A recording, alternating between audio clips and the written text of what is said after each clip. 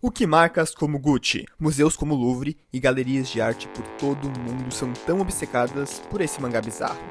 JoJo's Bizarre Adventure, ou simplesmente JoJo para os mais íntimos.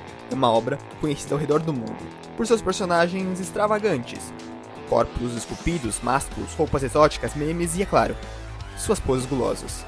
Contudo, o que muitos não sabem é a origem de toda essa estética tão cheia de individualidade que vemos na obra e por que ela revolucionou o conceito de arte das últimas décadas. Opa, tudo bem? Aqui é o Dridri e sejam muito bem-vindos a esse grande bunker que se chama Mundo. Deixa o like se gostar, se inscreve para apoiar esse humilde canal e, com tudo isso dito, vamos começar do começo. O ano era 1987 e no dia 1º de janeiro a obra JoJo foi lançada na famosa revista Weekly Shonen Jump por Hirohiko Araki, um jovem japonês que sonhava em viver com mangás como tantos outros, mas apresentava grandes dificuldades em suas obras anteriores. Falta de fluidez narrativa, personagem sem sal, ritmo inconsistente e histórias de anatomia mal estruturadas eram críticas recorrentes que o autor recebia, tanto em publicações anteriores a JoJo feito pelo próprio autor, como também durante o início de JoJo, né? Óbvio que há exceções, como no caso Joseph, que foi pensado justamente para o físico e não para o modelo digital. O ponto central de tudo isso é que Araki insistiu muito em seu sonho de ser mangaka, e com extrema resiliência usou dessas críticas para ir gradativamente se aperfeiçoando.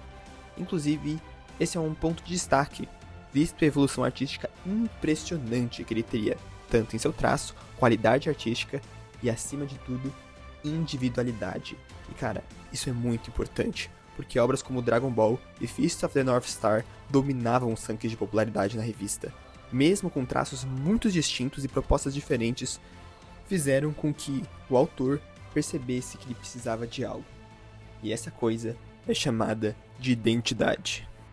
Foi então que, como uma receita mágica, Araki reuniu as 3 coisas que mais amava: música, que falaremos mais à frente, moda e arte clássica, com inspirações claras de Michelangelo, Leonardo da Vinci, Paul Gauguin e até Caravaggio, trazendo expressões intensas, cores vibrantes e um minucioso estudo da anatomia humana, que inclusive serviu diretamente como base para as poses excêntricas que vemos na obra, já que foram feitas a partir de estudos de estátuas reais. E assim, com esses elementos prontos e um pouco de bizarrice, surgiu JoJo, Phantom Blood, ou também hoje conhecido como a parte 1 de JoJo.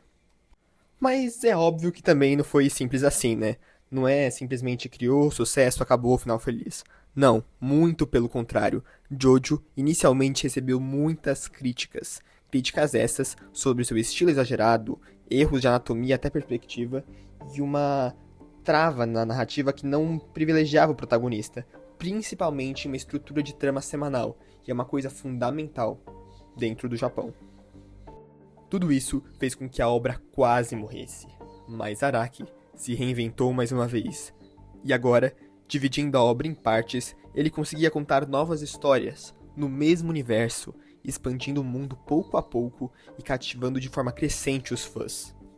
Tudo isso até o sucesso monumental que foi Stardust Crusaders, e por diversos motivos que possibilitaram inclusive uma animação, né, que é dos anos 90, jogos, inclusive feitos pela própria Capcom, produtos diversos e uma adoração do público. Mas tá, aí você pergunta, cadê os museus, as marcas grandes, quando tudo isso entra? Mas vamos com calma. O que acontece é que a fama de JoJo ela foi progressiva. E isso acaba sendo importante porque Hirohiko Araki foi ficando mais detalhista e melhor na construção das cenas com o tempo. E sua arte não deixa isso mentir. Já que agora, essa arte transbordava identidade, com poses ainda mais absurdas, designs de personagens mais plurais e os stands, uma abordagem única. E é claro, o Jill, um antagonista extremamente carismático e que, vamos ser sinceros, quem não gosta de um vampiro loiro metrosexual que para o tempo? 長太郎、奴のスタンド、ザ・ワールドの正体は時間じゃ。時間を止めるスタンドなんザ・ワールド Acho que todo mundo gosta, né? Mas é claro, foi muito mais coisa também. A diversidade de paisagens, as lutas criativas e o humor único alavancaram cada vez mais Jojo, que agora conseguiu ir para novos patamares, com partes cada vez mais exóticas, em lugares diferentes, com protagonistas diferentes e abordagens únicas. E é óbvio, não vamos nos esquecer, né? Me dizem que outra obra a gente ia ter um serial killer CLT aficionado por mão de mulheres. Eu acho só Jojo mesmo. Um fato curioso, inclusive, falando primeiramente sobre Stardust Crusaders, são a questão de que os stands primordialmente foram baseados no tarô. E inclusive isso é um ponto interessante porque eu tenho o tarô de Jojo aqui em casa, né? E é muito legal ver como cada um dos stands eles são baseados em conceitos diferentes e que implementam para a jornada. E por que isso é muito interessante? Lembra que eu tinha comentado sobre música? Então, o que acontece é que os stands, depois que acabaram basicamente as cartas de tarô, foram substituídos por bandas.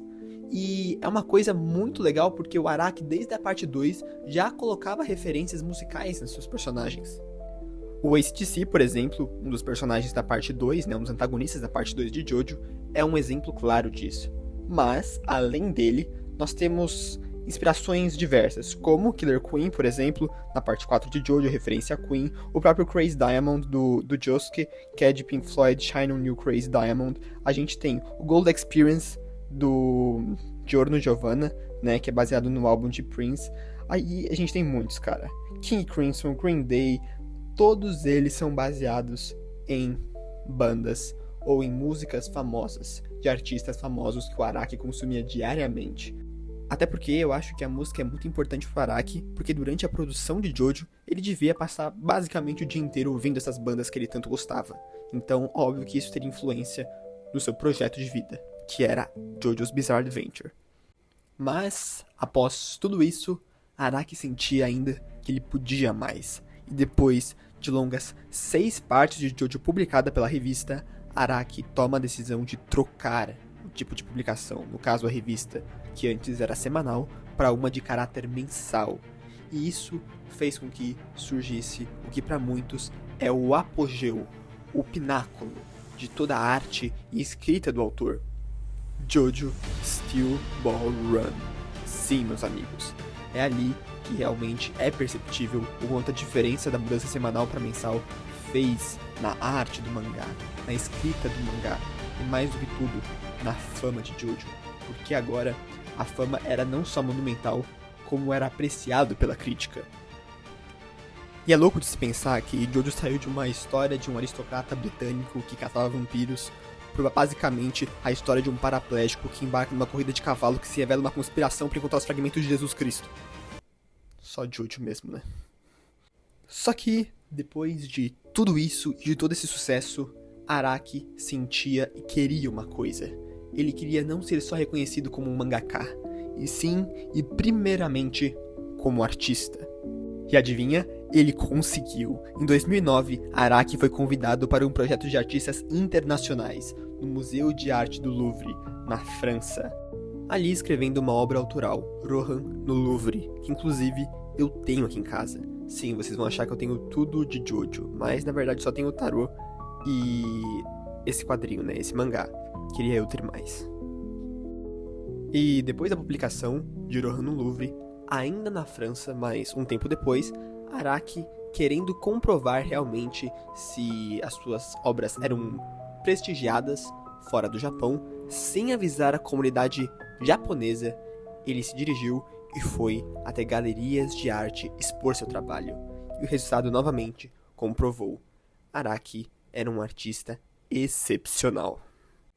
Bem, com tudo isso estabelecido, Araki agora tinha um sucesso monumental, em caráter internacional, e sua história bizarra agora já tinha sido exposta ao mundo, e com a chegada de uma adaptação em anime, Jojo simplesmente explodiu. E agora, marcas como Gucci e Vans estavam interessadas, fazendo que no período de 2011 a basicamente 2013, obras como Jolene Fly High with Gucci e Rohan Kishibe Goes to Gucci viessem às vitrines, e em 2022, tênis baseados na parte 5 de Jojo, Golden Wind, viessem ao mercado. Tudo isso então mostrou como um jovem Japonês sonhador conseguiu revolucionar a arte em escala global, não apenas contando uma história a partir do conjunto de seus quadros, mas transmitindo uma história em cada quadro individualmente. Não à toa, o próprio autor, em seu livro pessoal Manga in Theory and Practice, diz que se deve pensar nos quadros não como uma animação, e sim em uma escultura, com valor próprio. Bom galera, é isso. Espero de verdade que vocês tenham gostado do vídeo. Não se esquece de deixar o like, se inscrever e principalmente compartilhe esse vídeo que me ajuda demais. Bom, eu vou ficando por aqui. Não é um adeus, mas sim um até logo.